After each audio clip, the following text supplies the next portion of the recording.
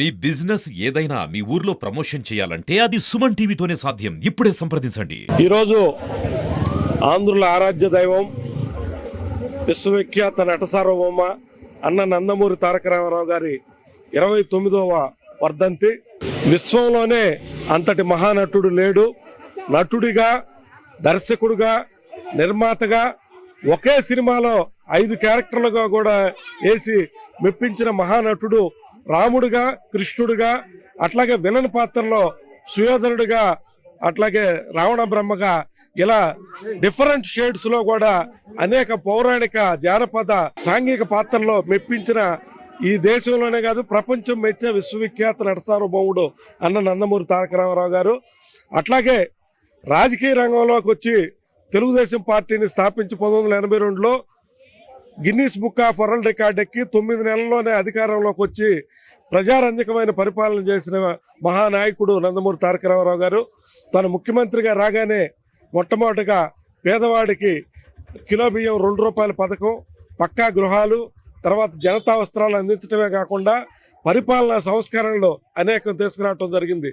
మండల వ్యవస్థ తీసుకురావటం కానీ, అట్లాగే ఆస్తికి స్త్రీలకి సమాన హక్కు కల్పించడం కానీ, మొట్టమొదటి మహిళా యూనివర్సిటీ పద్మావతి యూనివర్సిటీ ఏర్పాటు చేయటం, అట్లాగే మొట్టమొదటి హెల్త్ యూనివర్సిటీ భారతదేశంలో ఏర్పాటు చేయటం కానీ, అట్లాగే రాయలసీమ కోసం ఆ రోజుల్లో తెలుగు గంగ, అంద్రినీవా, గాలేరు నగరి అనేక ప్రాజెక్టులు రూపకల్పన చేయటం, అట్లాగే మెట్ట ప్రాంతాల్లో సాగు కోసం గ్రామీణ క్రాంతి పథకం పేరుతోటి అనేక లిఫ్ట్ ఇరిగేషన్ స్కీములు తీసుకురావటం, ఈ విధంగా ఒక గొప్ప పరిపాలన అందించడం జరిగింది. అంతేకాదు ఈ రాష్ట్రంలోనే ప్రాంతీయ పార్టీ తెలుగుదేశం అయినప్పుడు కూడా జాతీయ రాజకీయాల్లో నేషనల్ ఫ్రంట్ను స్థాపించి కాంగ్రెస్ పార్టీకి వ్యతిరేకంగా నేషనల్ ఫ్రంట్ను అధికారంలోకి తీసుకొచ్చి నేషనల్ ఫ్రంట్ చైర్మన్ గా, విపి సింగ్ ప్రధానిగా అద్భుతమైన పరిపాలన తీసుకొచ్చిన మహోన్నతమైన జాతీయ నేత అన్న నందమూరి తారక రామారావు. ఆయన తెలుగు భాష ఉన్నంత వరకు, తెలుగు లిపి ఉన్నంత వరకు, తెలుగు చరిత్ర ఉన్నంత వరకు అన్న నందమూరి తారక రామారావు ఖ్యాతి అజరామరం అని చెప్పి కూడా నేను తెలియజేస్తున్నాను. ఈరోజు ఒంగోలు నియోజకవర్గంలో ఒంగోలు సంబంధించి మా నాయకుడు దామచర్ల జనార్దన్ నాయకత్వంలో అన్ని విగ్రహాలన్నిటికీ దండలేయటమే కాకుండా రక్తదాన శిబిరం నిర్వహించడం, 10,000 మందికి అన్నదాన కార్యక్రమం చేస్తూ ఉన్నాము. ఇవన్నీ కూడా అన్నగారి మీద అభిమానంతో వేలాది ప్రజలు సహకరిస్తున్నారు. మరొక్కసారి అన్నగారి ఆత్మకి శాంతి కలగాలని చెప్పి కోరుకుంటున్నాను. జోహార్ ఎన్టీఆర్, జోహార్ ఎన్టీఆర్. అన్నగారి వర్ధంతి రోజు కొన్ని వేల మందికి భోజనాలు పెట్టడం, రక్తదాన శిబిరాలు చేయటం, ఎక్కడైతే ఎన్టీ రామారావు గారి బొమ్మలు ఉన్నాయో అవన్నీ కూడా నివాళులు అర్పించడం, ఇలాంటి కార్యక్రమాలన్నీ కూడా ఎన్నో సంవత్సరాల నుంచి కూడా మనం చేస్తున్నాం. అదేవిధంగా తెలుగుదేశం పార్టీ కుటుంబ సభ్యులందరం కూడా ఒక దగ్గర కలుసుకోవటం, ఇవన్నీ కూడా కార్యక్రమాలు జరుగుతాయి. దాని సందర్భంగా ఈరోజు ఈ కార్యక్రమాన్ని ఏర్పాటు చేసినటువంటి అందరికి కూడా మనస్ఫూర్తిగా నా అభినందనలు. అదేవిధంగా వేదిక మీద ఉన్న టైం చాలా అయింది కాబట్టి పేరున వేదిక మీద ఉండే వాళ్ళు వేరే విధంగా అనుకోవద్దు. అందరికి కూడా మనస్ఫూర్తిగా పేరున నా నమస్కారాలు. ఇక్కడికి వచ్చిన మీ అందరికి కూడా పేరున నా ధన్యవాదాలు, అభినందనలు తెలియజేస్తున్నాను. ఎన్టీఆర్ అనేది ఒక శక్తి. అదేవిధంగా ఎన్టీఆర్ ఆయన మన తెలుగువాడుగా పుట్టడం మనం చేసుకున్న అదృష్టం. ఎన్టీఆర్ ఒక యుగ పురుషుడు. ఎందుకంటే 400 సినిమాల్లో ఆయన నటించి, అదేవిధంగా రాజకీయాల్లో ఆయనకంటూ ఒక ముద్ర వేసుకొని తెలుగు వాళ్ళందరూ కూడా ఎక్కడున్నా కూడా గర్వంగా చెప్పుకునే విధంగా ఆయన ఉన్న కాలంలో చేసిన వ్యక్తి ఎన్టీఆర్ అని చెప్పి కూడా మనం తెలుసుకోవాల్సిన అవసరాలు ఉన్నాయి. ఎన్టీఆర్ అదేవరకు తెలుగు వాళ్ళు ఎక్కడ అనేది కూడా మనకి తెలిసేవాళ్ళు కాదు. ఎన్టీఆర్ వచ్చిన తర్వాతే ఒక ఆంధ్రప్రదేశ్, ఒకటి అదేవిధంగా తెలుగువాడు అనే వాళ్ళు ఒకరు ఉన్నారు అనేది దేశవ్యాప్తంగా తెలిసిన వ్యక్తి ఎన్టీఆర్ అని చెప్పి కూడా మీ అందరికి కూడా తెలియజేస్తున్నాను. అలాంటి వ్యక్తి ఆ రోజుండే పరిస్థితుల్లో సినీ రంగంలో కూడా ఆయనే సాటిగా ఎన్నో సినిమాలు కూడా పౌరాణిక కానీ, జానపదం కానీ, ఆయన తీసిన సినిమాలు ప్రజలకి ఒక మెసేజ్ ఇచ్చే సినిమాలు ఆ రోజుల్లో తీశాడు.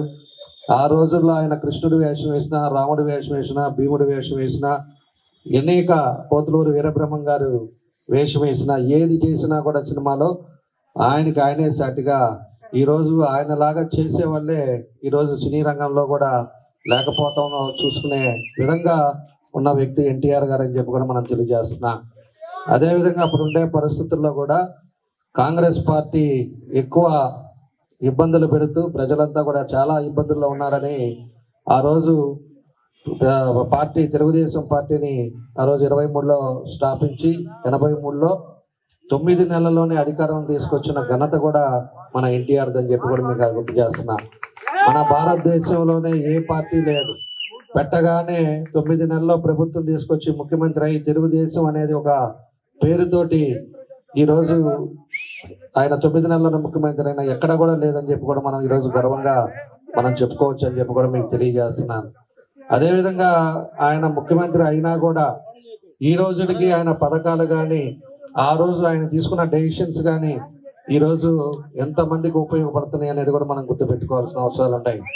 ఈరోజు 2 రూపాయల కిలో బియ్యం పెట్టారు.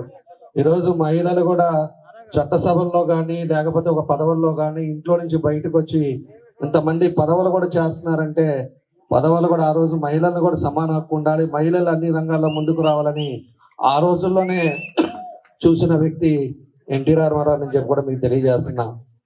అదేవిధంగా ఆయన అనేక కార్యక్రమాలు తిరుపతి దేవస్థానం ఆయనే ఇంప్రూవ్మెంట్ చేయటం, ఆడ భోజనాలు పెట్టియటం, అదేవిధంగా యూనివర్సిటీ ఒకటి పద్మాలయ యూనివర్సిటీ కూడా ఆయన పెట్టడం, ఎన్నో కార్యక్రమాలు కూడా ఆయన ఉన్న టైంలో జరిగినాయి.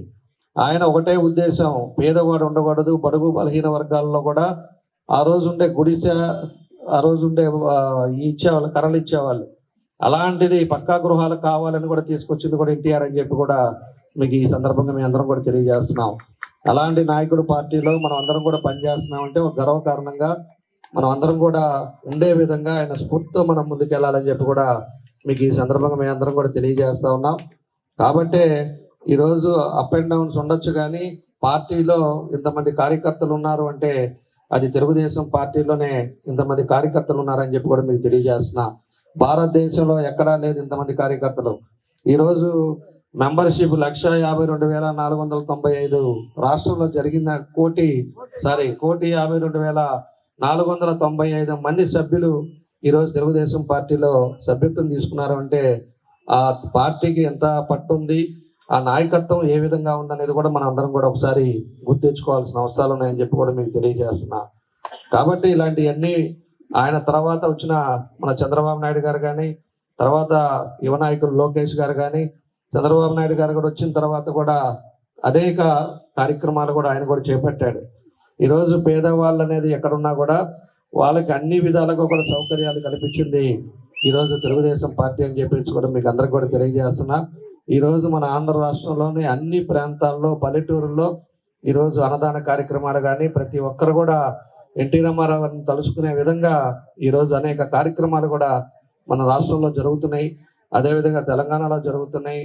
మనకి బయట దేశాల్లో ఉండే వాళ్ళు కూడా ఈరోజు నివాళులు అర్పించే పరిస్థితి ఆయన ఎన్టీ రామారావు గారికి దక్కిందని చెప్పి కూడా మీకు ఈ సందర్భంగా తెలియజేస్తున్నాను.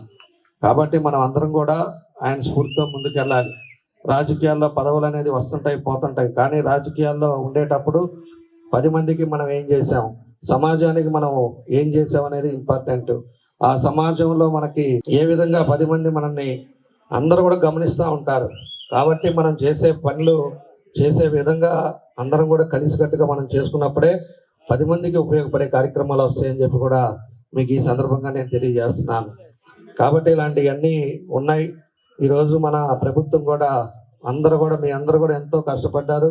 ఇంకా ఎంతో మంది కూడా కష్టపడితేనే మనకి ఈరోజు ఒక మంచి మెజార్టీ తోటి 34,000 తోటి ఈ నియోజకవర్గంలో మనం గెలవగలిగామని చెప్పేసి కూడా మీకు తెలియజేస్తున్నా. 5 ఏళ్ళు ఎన్నో ఇబ్బందులు పడ్డాం, కేసులు వచ్చినాయి, జైలుకి వెళ్ళున్నారు. ఈరోజు వాయిదాలకు కూడా కొంతమంది తిరుగుతూ ఉన్నాం. అది కూడా మన బాబు గారికి కూడా చెప్పాను, కేసులు ఎవరు అయితే ఉన్నాయో దాని మీద సీరియస్గా తీసుకొని తొందరగా కేసుల్ని అదంతా కూడా క్యాన్సిల్ చేయాలని చెప్పేసి కూడా అన్నీ కూడా చెప్పాం. ఎవరు అయితే ఎఫ్ఐఆర్ ఉన్నాయో కూడా తొందరలోనే ప్రభుత్వం డెసిషన్ తీసుకుంటుందని చెప్పి కూడా మీ అందరికి కూడా నేను తెలియజేస్తున్నా.